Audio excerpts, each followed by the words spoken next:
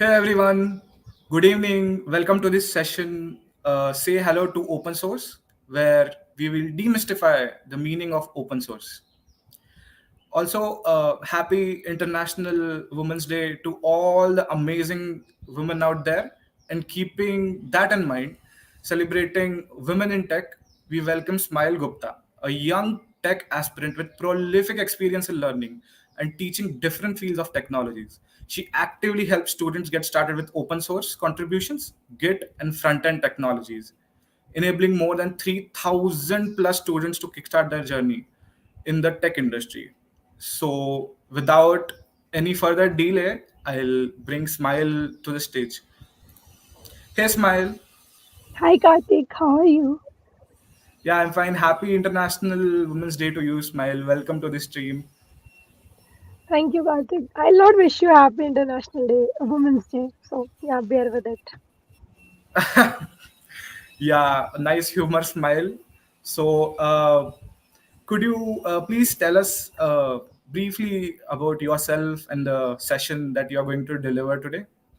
Yes. So hi everyone. First of all, to all the amazing women out there, happy International Women's Day. Though it's International Women's Day, it's only just one day of the year, but we are celebrated every day. So yeah, happy International Women's Day. So I'm Smile. I work as front-end engineer at Razorpay.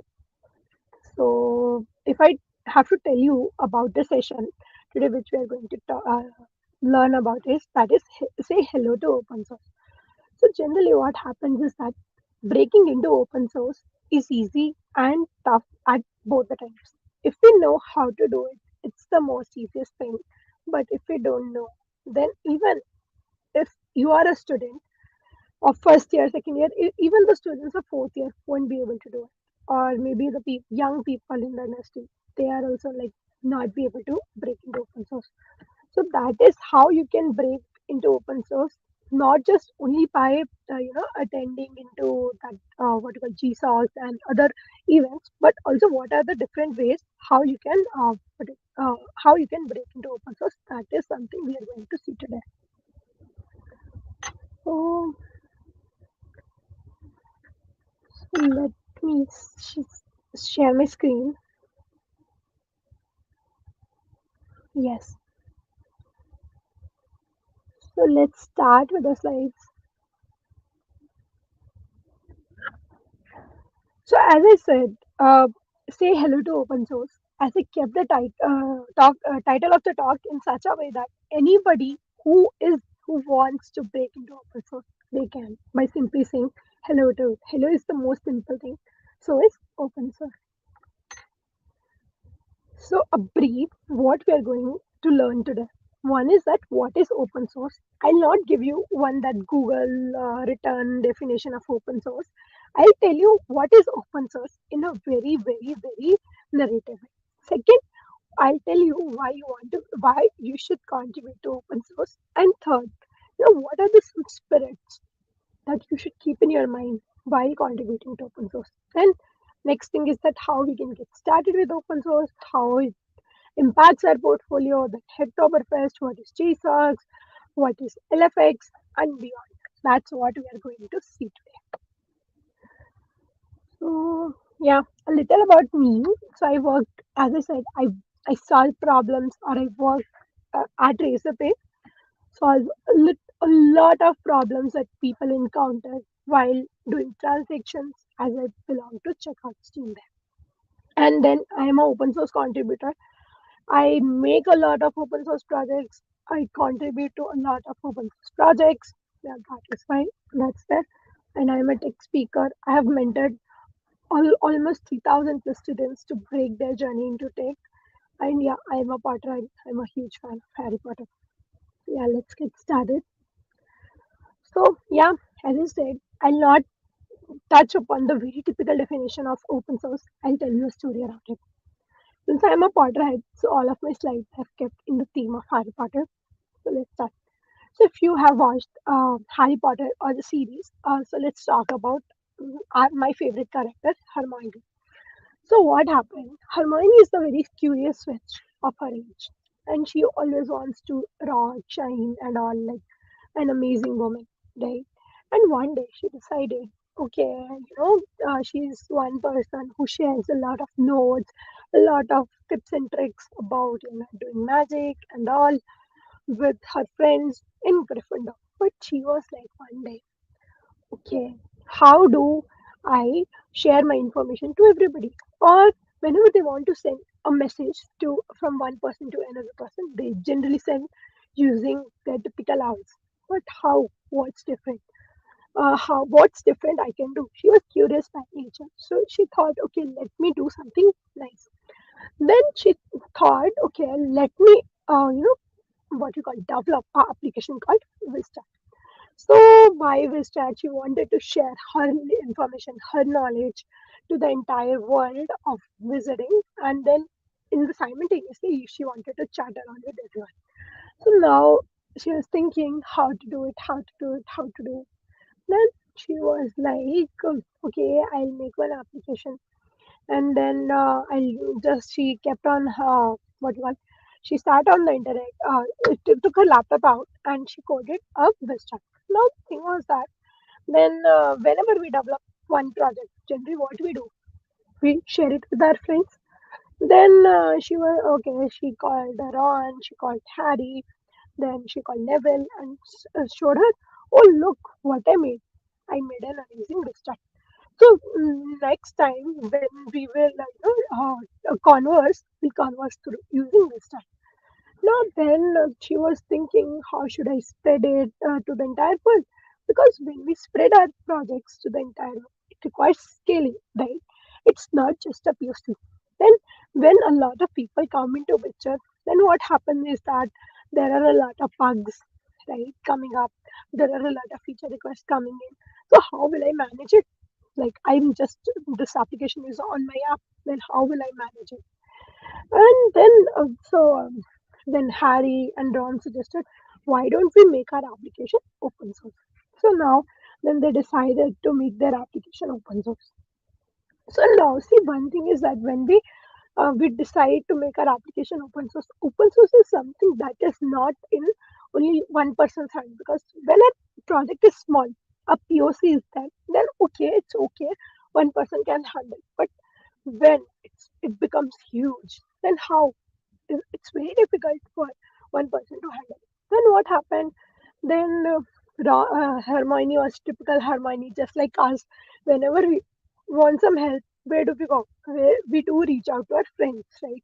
Then being Ron and Harry, her best friends, she asked him, "Arey, come on, why don't you collab with me and let's make an chat amazing that should be accessible to all the users." Then Harry said, "Okay, I am amazing in this uh, DevOps work," and Don said, "I'm amazing in backend. Let's collaborate and make our website amazing." So now, since I told right, if a project only three or four people would have used, it don't have any more bugs.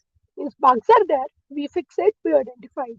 But when a lot of people, like a lot of people start using it, then the amount of bugs also get increased, right?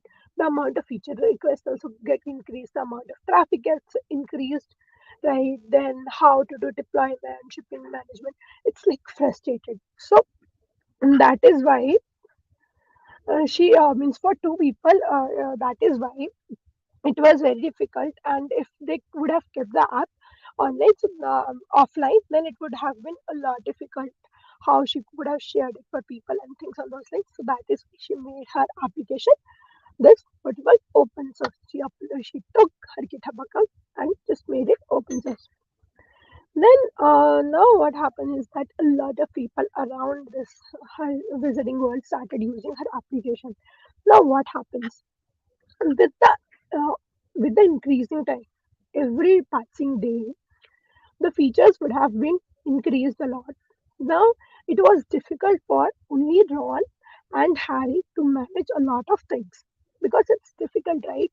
How like Harry was responsible for DevOps work, Ron was responsible for backend work, and Hermione, the front end engineer, was responsible for the UI one. Now then what happened? This all happened. It was getting very difficult to maintain bugs and things on those lines. So then the power of open source, since they have made the Vista open source, the power of open source came. And then what happened? A lot of other visits said, okay, we will also contribute. So one thing is that when a project gets scaled up, a lot of people start using it. Two things we do. One is that either we make revenue out of it and we pay people who are working on it and things on those things. The second thing is that we can make it open source so that anybody and everybody on this earth can freely use it, right? So yeah, the Hermione don't wanted it for any monetary purpose. So she just wanted for a fun purpose. So that yeah, she made it open source for that reason also. So and then since I mentioned the amount of this feature requests, the bugs were increasing. So a lot of people came up from the visiting world and said we will contribute to it. So again, if I want you to explain one three kind of people you generally found around open source. Like we have saw one was Hermione, whose project it was. She was the admin. Then we had Harry and Ron, who were maintainers because the Vistat was not the sole idea of Hermione. So they were helping Hermione to maintain this what called deployment and backend. So that is why they were maintainers and all a lot of wizards around Hogwarts which have come forward to collaborate. They were what you call they are known as contributors. Now, if you notice one more thing is that see all the wizards are different. One is a zombie, one is like a mummy, one is Red Riding Hood, then a lot of different kind of people are there. This symbolizes when we contribute to open source, irrespective of what background we come from. If your project is nice, a lot of people throughout the world will come and contribute to it. Yeah. So these are pretty much terms which I taught. What I told, what are like what are now admins, what are now maintainers, what are now contributors, and what was the open source. If we recap on this story, what did Hermione do? So she had an idea that we'll make a Vista. She was a front-end engineer. She required some help, and by any means, she just coded the application. See, I am a front-end engineer. If I had to make some full stack projects, what I'll do, I'll maybe make use of Amplify, and my backend is done, and then I'll integrate it, and anyhow I'll make it work and I'll push the entire world. As soon as a lot of people will start coming, then I'll realize we require a good what you call backend to it, right? A good deployment strategist to it. So because it's not a MVP anymore. So we made it our we had a private app. We made our app public so that anybody and everybody can use it. And also if there are requests or features, we can essentially track, right?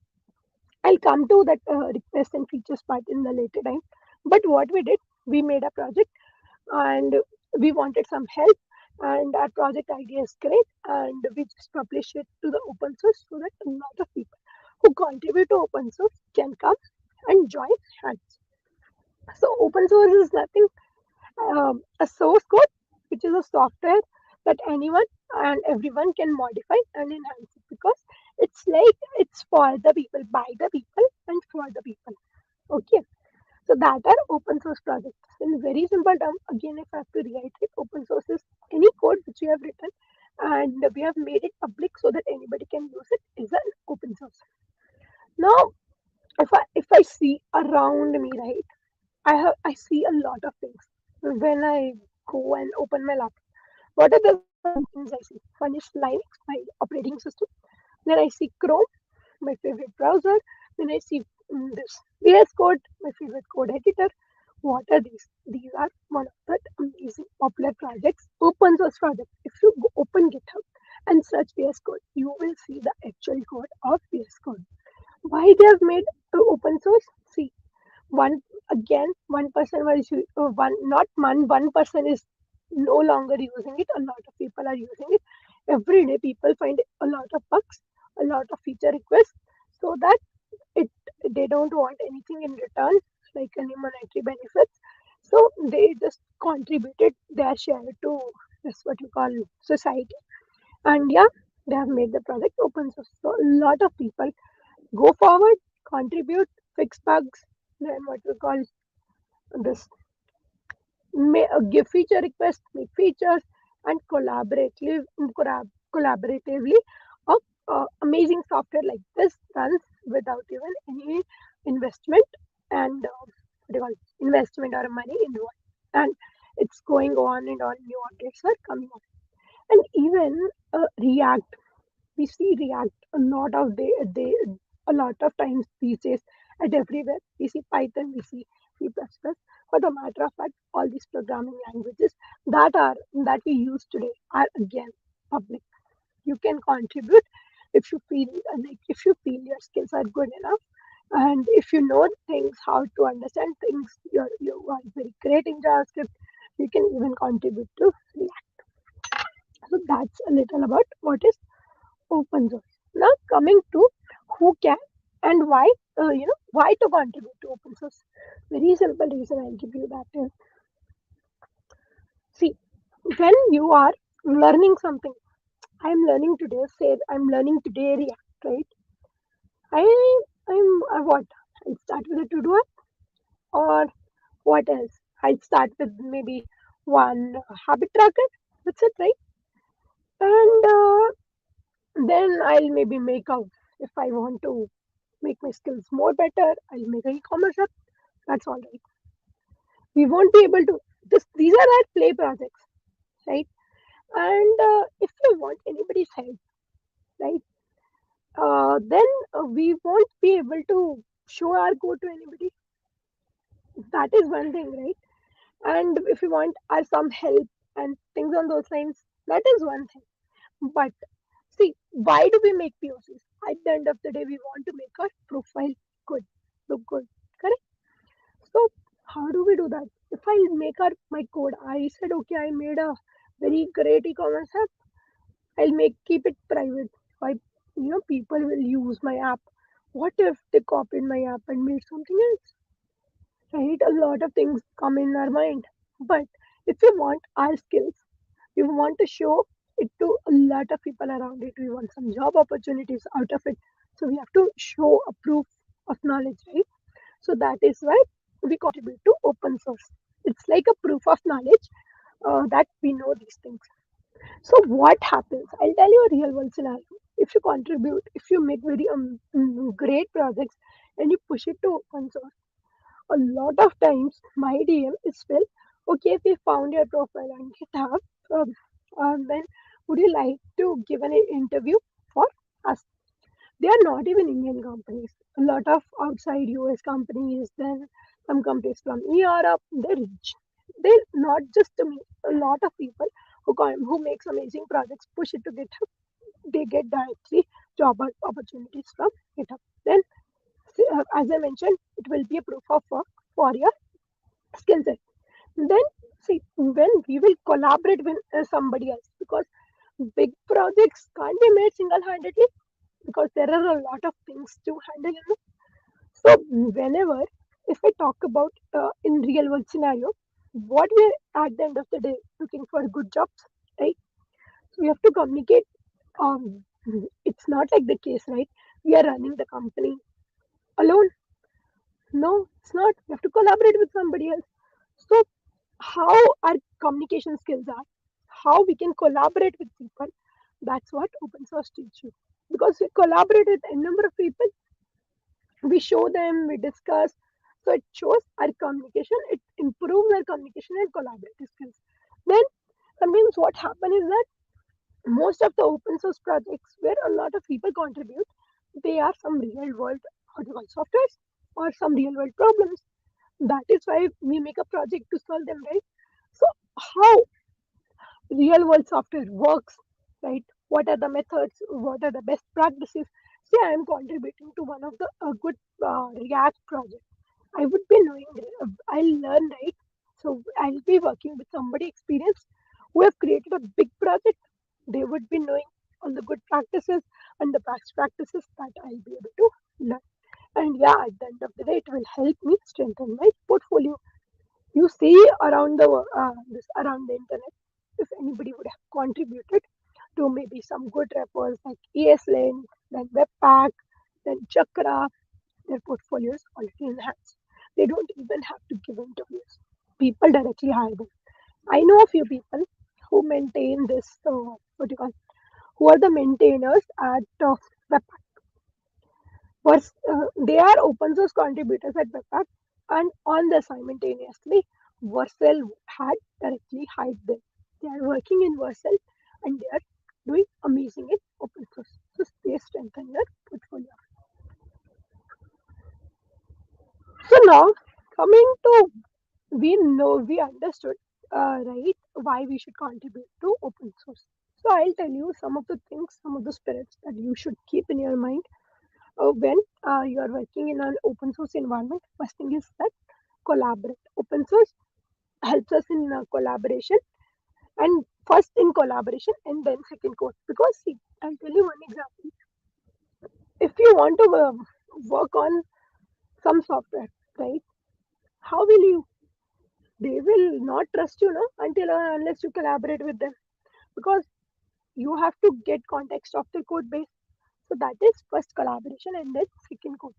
So now the second thing is that open source is a competition. How? See, if there is an issue, I'll be very, very honest here.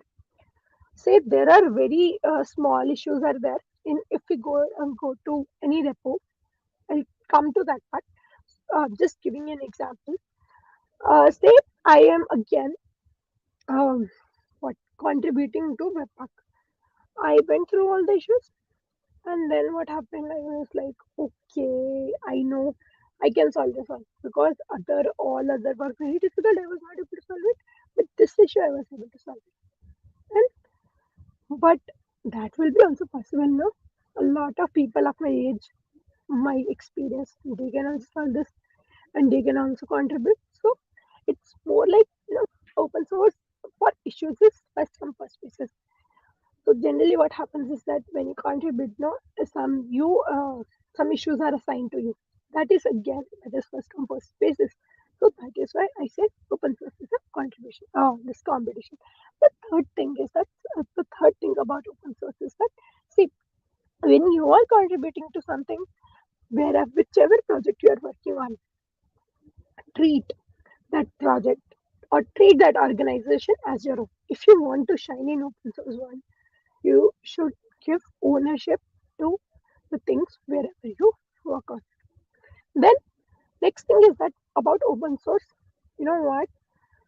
I am I'm not saying that you have to be hi-fi coded to contribute to open source. Even non-technical contributions count as open source contributions. What are non-technical? What you call non-technical contributions, like fixing grammar issues, fixing typos, so or improving documentation. So these are non-technical contributions. They also count and they are also amazing. Even we have this Google Google Docs, like Google Docs something. There is a open source platform for this. Okay, not a platform, a open source program for this. I'm not able to remind of the name, that works around docs only. Then the third, so the fourth thing is that coding ethics. See, coding etiquettes. So generally, what happens is that in an open source project, though just maintain the coding etiquettes. What I mean by coding etiquettes is that, say today I am I see a project again. I'm just taking an example. It was a portfolio open source app. Okay, so now this app was built using React. I know new React, and the entire application was built using what we call this functional component. Okay, in React we have two kind of components, like two ways to write code. One is in a functional way and in a class way. So the code was written in this functional way. Please don't do this. That okay, I don't know functional how to write in functions. I'll write my class based component and I'll get the thing done. See, again telling the people who are maintaining these open source projects, right? See, whenever you will do any change, ऐसे तो नहीं होगा, or like this will not happen that you made your change and it will directly get merged into the owner's code base. No, it will not happen. You have to give your code for review. So if you will not follow this coding etiquette, there is a high chance they will not accept your PR. Why? Because they want to maintain a standard. Why standard? Because see, a lot of people are coming and coding. Everyone have their own style of coding. So they want it to be a standard. They are following some rules, they're following some etiquettes. So just stick to that. See the code and follow the etiquettes. Then again, team etiquettes. How you talk to other people, how you talk to your admins, your maintainers. That is the team etiquettes. Not only just in open source, but in any project, you should have team etiquettes. And then last but not the least, again, open source is a marathon. It's not like that. Ki, like every year, we have some one of the festivals called the festival for developers, of course, Hacktoberfest. Okay, what happens in Hacktoberfest is that you have to make four PRs, four PRs in any of the projects or in the whole this what do you call in the whole ecosystem or whole GitHub. Find any four projects and make the PRs. Okay, the four PRs are done, and then your PRs are approved. Then at the end of the day, if anybody's four PRs get approved, they send some cool goodies to them. But those people, they stop contributing. After four PRs, they never look into open source things. So one thing, this is again one spirit you should always keep in your mind is that open source is a marathon. It's not a sprint. It goes on and on, on and on, on and on. The more you contribute, the more ahead you go into that. So these are some seven things I have learned while seeing a lot of things in open source. So seven open source spirits. Yeah.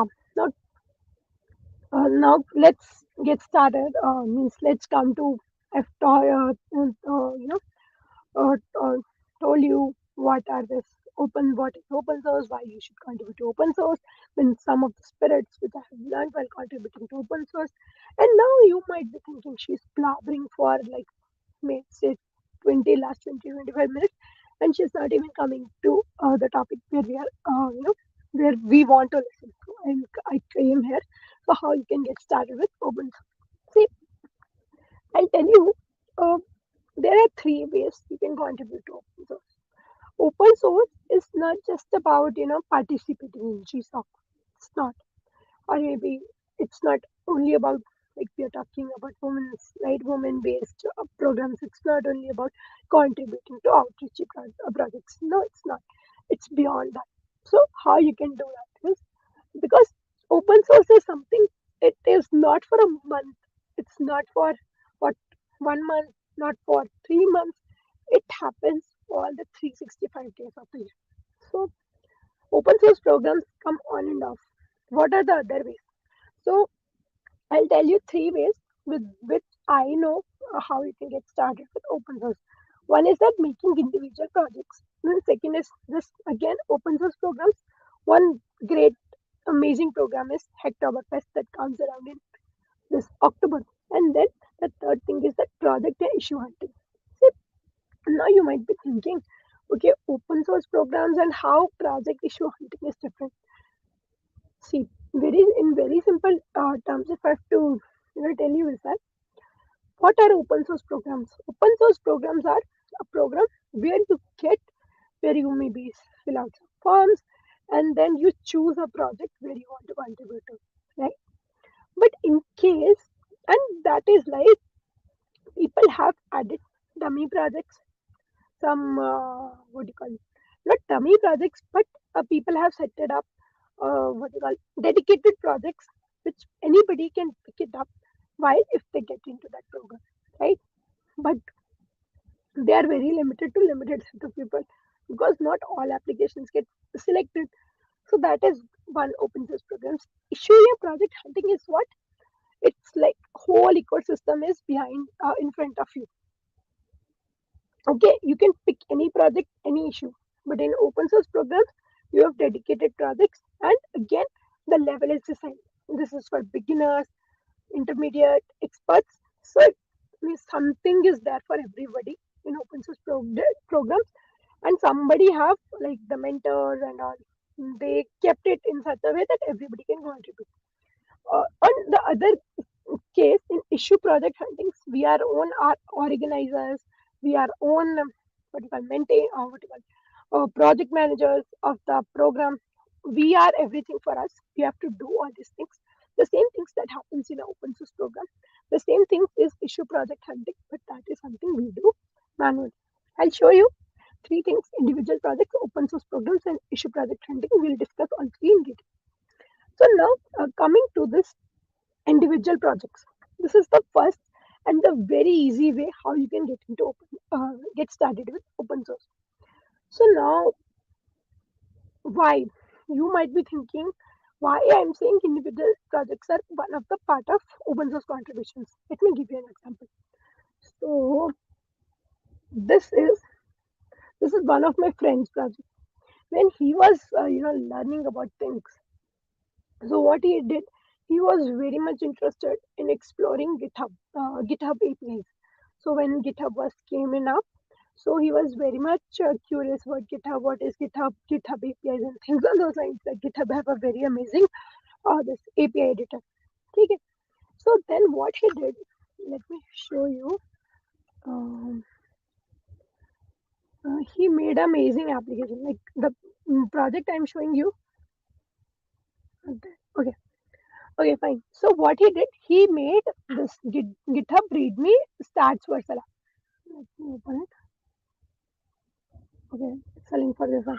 I guess the link is broken. So if you see GitHub, right, a lot of people have added like how many days we have contributed or, some stats, whichever technology which we have used a lot. So he was just exploring the APIs. He was learning it for his own purpose, and now and he just made his code to open source, right? He have made it public, and now you see around 8.9 thousand people uses it.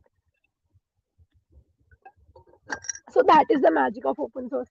Now every day a lot of pull requests comes, a lot of issues come. So these issues are like the problems or the new features which a person wants, and these pull requests are something like people added some new things and things on those lines. So see, you see how a project can be a project for others to contribute. So now thinking, you might be thinking, okay, what kind of project should I make to make it open source? Hmm, tough question, very tough question. See, three kind of projects. I'll give you an example which you can make it open source. One is this, play with maybe GitHub APIs and make something out of it. Like he made GitHub README stats. Then the other thing you can do that is, see, everybody loves a very fancy portfolio. So this is one of the persons I know. So one day what he did, he just made his own portfolio.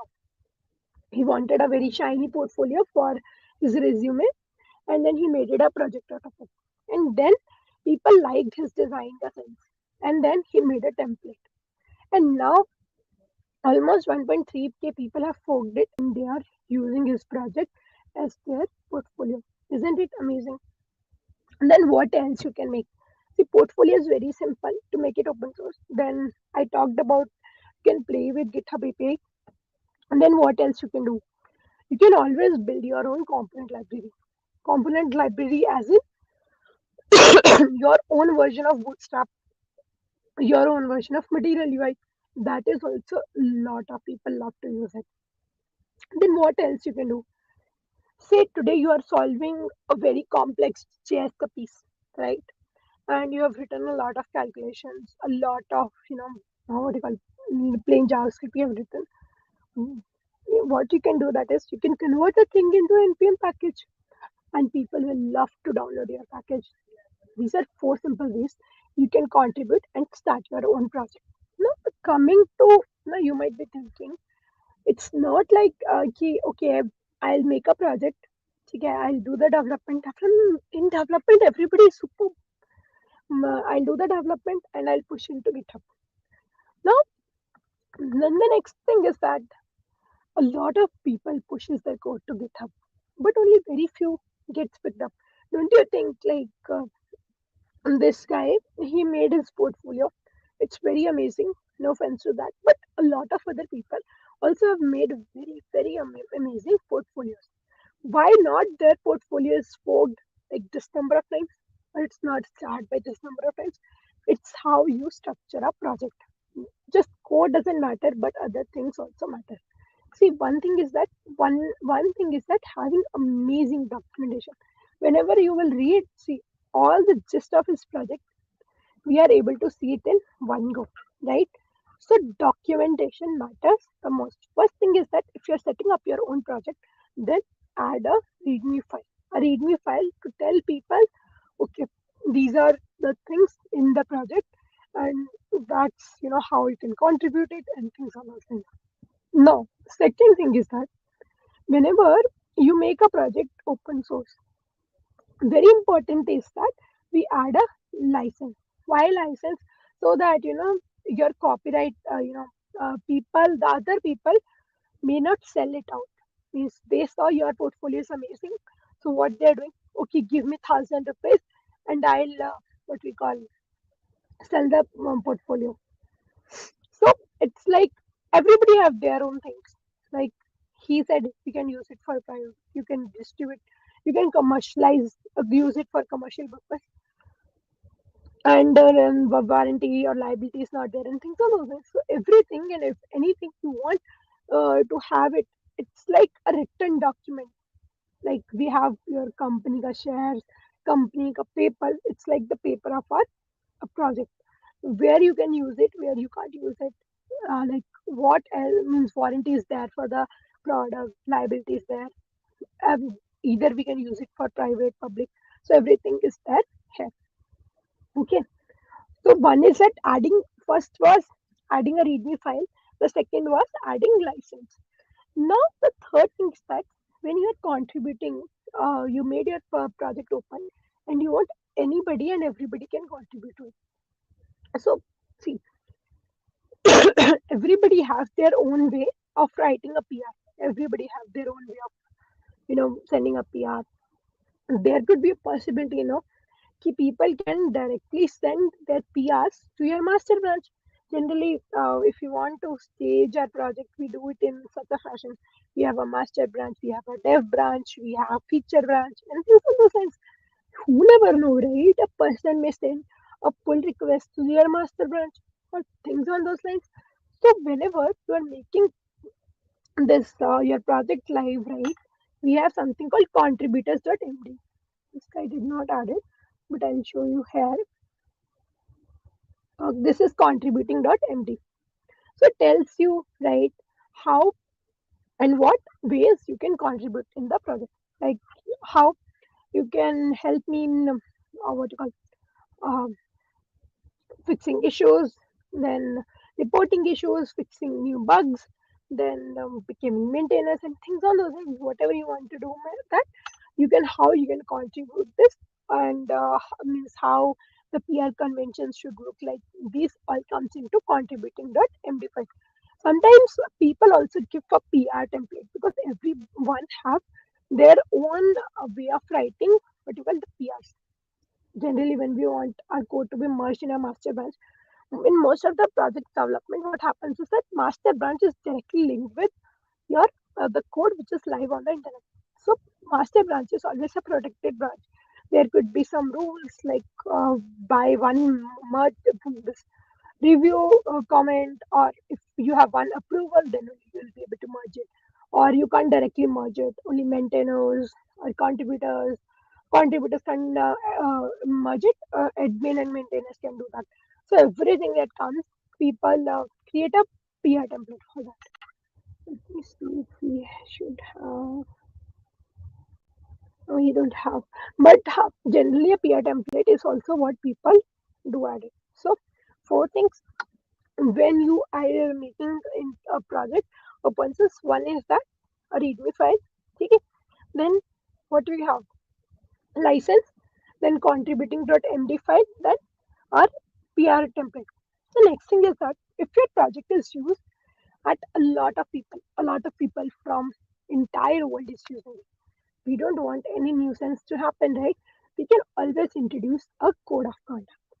So this is one example of good code of conduct. You can find a lot of the search code of conduct templates, and you can find a number of templates for code of conduct. And one more important, last but not the least things, the other things from a development perspective, what you should always have. If you're pushing your app to a wider space, like to open source, don't ever forget to have what we call prettier. Why prettier? Or maybe anything which prettifies the code. See, I might be a user who loves 4 tab spacing. There are people who just like 2 tab spacing. So if you know Git, right, you can relate to me what I'm saying. If a person have 2 tab space in the code and the person who have 4 tab space in the code, it will end up creating a what you call a difference. So code wise it should not be the difference, but spacing wise it should. It was. So it will create a lot of new code written and rewriting of the code, and then what will happen? It's very difficult to review. So you can always have a prettier file added. Then you can always introduce something called gitignore. See, whenever you are dealing with packages, you don't want, right, anybody to push node modules to your project. No, it's not even required. So for that matter of fact, we add gitignore. Gitignore is not just only for this node modules, but for what we call VS Code files, right? People added some Node.js file, something, anything and everything. You can add a gitignore file. Again, how you can find it? Search it on the internet. You will find a number of templates on gitignore. So yeah, these are some things that you should add while having a good this what you call project setup for open source. And then now your code is set up. Now you ask me, I have set it up my code in a very nice way. Then what else? Still, if you will see to see it around, you there will be a lot of projects which will have code of conduct contributing to MD file license. Then what else? I mentioned gitignore, amazing README file, and whatnot, and a PR template. These all things were there. Then do you really think people will come on your repo? Your followers can come on your repo because they follow you and they will get notification like in the GitHub timeline. Okay, this person pushed a new project. Except them, nobody will come on your repo. That's for sure. Because it's not like it's a social media platform for developers, but it's not like that hi-fi, okay, you will scroll on the timeline and things on those lines. If you're a nerd enough like me who do scroll to GitHub timelines, then you're an exception. But no, not many people do that, right? And how will your project get visibility? So it get visibility is using issues. So whenever your project is there, one is this issues, and this is this like you see serverless dynamic Oktoberfest, readme generator, profile readmes, readme stats. From these keywords and your issues, people get visibility. So they see generally we have tags like good first time issues, then React issue, feature, bug. So using those tags, right, people identify because they are able to search good read first time issues in React. Then they will see a lot of this, and that's how people get visibility. Okay, so that's mostly about this how you can set up a good project. So let me present it. Sorry, huh. So we were on individual projects. So I told you some things which you can what you call how you can make your open source journey kick started with these individual projects.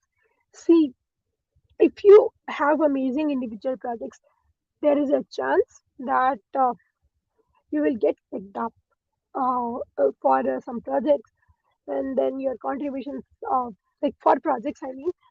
See, I'll tell you, open source is not just about being a contributor, right? If you are into open source, you always, sometimes you also wish, no, you may be a maintainer for a project. You're, of course, you have to show some proof of this.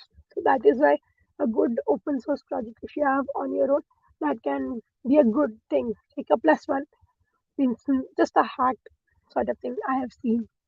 Then that is one way you can get started with your open source journey. Then open source programs we'll discuss in the subsequent slides. I have added a lot of lists, and then issue and project content. Let's discuss this now.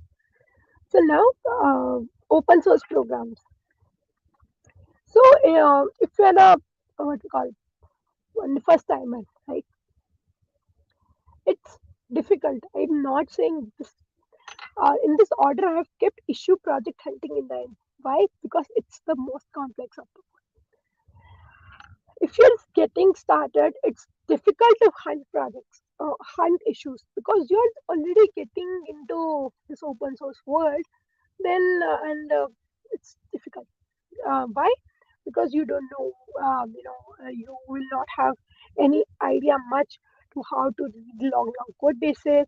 Then then what? Then you are not able to find it out. Some good issues, and you are not able to find some good projects where your expertise fit in. So that is why on your own it's difficult. So it's good if you're getting started, get start using maybe a program. So why a program? Because in a program you will have a full-time mentor who have the experience of what you call in doing into open source, and they will guide you at every step. So you can be part of any programs. Just Hacktoberfest. It's for absolute beginners, for PRs, and you do Hacktoberfest. The other things are Google Summer of Code. Everybody wants to join it. Then this Google Season of Docs. It's for like if you're a non-technical person, and you can see this Google Season of Docs. Then we have LFX. Then we have outreach. Outreach is specifically for women. Only women can register into that. And yeah, if you are a woman, outreach is again female version of GSOC. And then you have amazing MLH scholarships. You can look into that. Other programs I am aware of is this is there is something called Girl Skip Summer of Code. You can always do into that also. It is again one of the amazing open source programs I know. See, again, as I already mentioned, a lot of people's definition is open source is what? GSOC. No, open source is not only GSOC. It's not just GSOC. It's beyond that also. And once you started contributing to it, right, do it in a regular basis and not for just a few months. Then next thing is that I was talking about this project issue hunting. I've listed down a lot of things. One is the most difficult one is github.com on explore. Like I'll show you one quick example. So let me go on this explore now. I'll search good first time.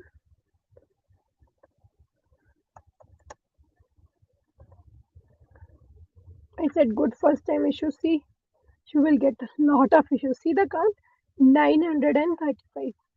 See that. So one is this explore. The other ways which I found it good, right? You can always, I'll give you these slides after the session. So these are some of the links you can visit contributor.ninja, first contributions.github.io. So if it's your first contribution, just do check it out. First contributions.github.io. Then I personally like this open source Friday also. You can just look into that also. And these are some resources. Okay. So these are pretty much things about open source. Before wrapping it up, I have some things to say to you if about open source or in general.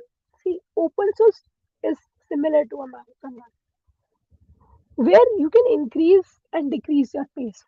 See, like if you're a student and you are interested in open source, there are times, right?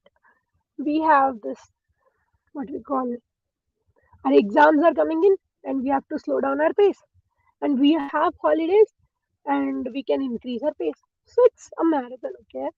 You have to go a long way, and long, if you want to go in a long way, you should always have your own speed. So you can increase your and decrease your pace accordingly, and you can again scale up, scale down as per your convenience. Then it's like that is the best part of open source. It's not like that, no. Okay, today this week you have only contributed to two issues, then we are kicking you out. No, that's the best. You can contribute to as many as uh, issues possible according to your pace. And the second thing is that, see, if you feel like you are this, what you call, no, what you call, you are looking for new peers, your current peers are not having the same mindset as you, then you can always join an open source community. You know what? There is immense amount of positivity and gratitude in the people there. Just join it out, any open source community, and you will see. I don't want to say it from my words. You can go. Giving you one example. See, if you're interested in tooling, right? You can always join the Pax community. They have a Discord channel, and you will see a lot of people around the world there. If you are a CSS lover like me, you can always join this Chakra's Discord channel, and you will find a lot of people, a lot of new friends there. That's pretty much from my side about open source. I'm happy to answer questions.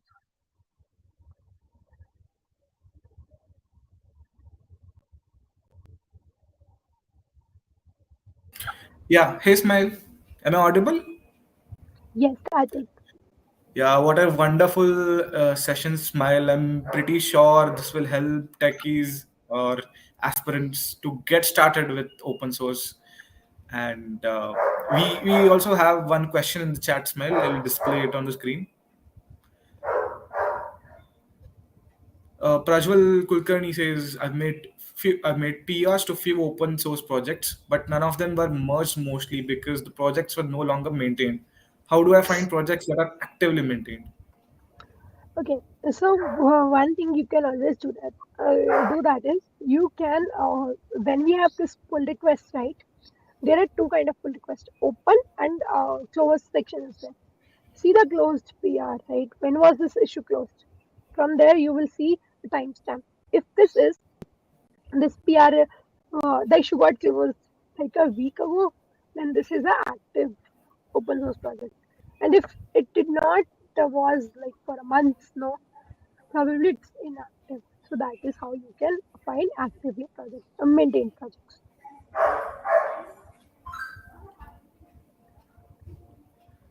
I hope this answered your question, Prajwal.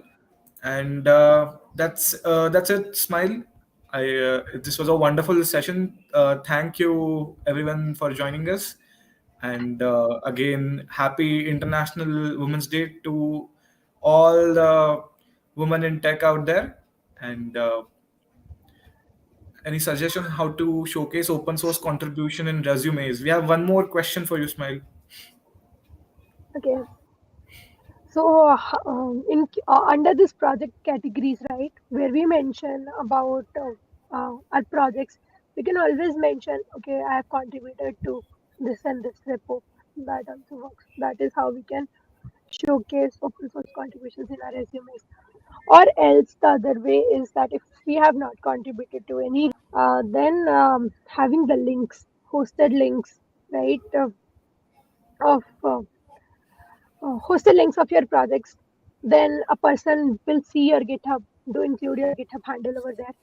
Then anybody, any recruiter will see your GitHub, and there they can identify from your Git graph that how active the person is in open source. So that's how we can showcase. If there are any more questions for Smile, please feel free to comment in the comment section. You can also connect with Smile on her Twitter. All her social information is mentioned in the description of this YouTube video.